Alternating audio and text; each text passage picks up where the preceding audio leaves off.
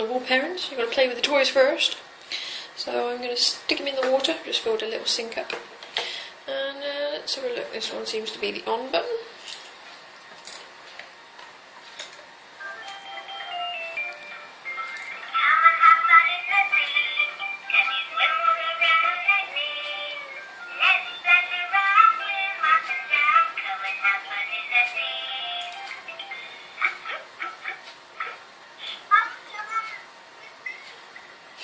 Oh, you can't hear him when he goes underwater.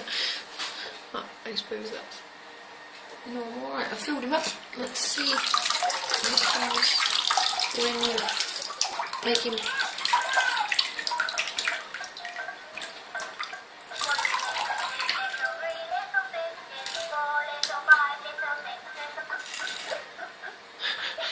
So as soon as you put him in the water, he seems to sense that, hence the bubbling noise, maybe.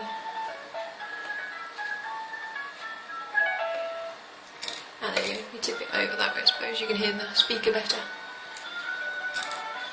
It's nice, it's got a little rattle where the little light comes on. So it seems to be quite fun so far. Quite a nice little, see if I can get a good shot of that. Okay, he's got a little smiley face where the water comes out. Oh no, there we go, that's him saying goodbye. And turn it back on. So yeah, the flippers obviously don't move or anything. Which is a bit of a shame, but it's obviously what the thing is.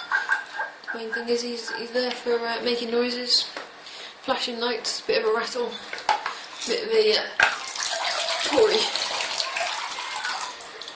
Don't know whether I should or not, but because he fills up with water, I thought if I leave him with his nose in the plug, maybe he'll drain out properly.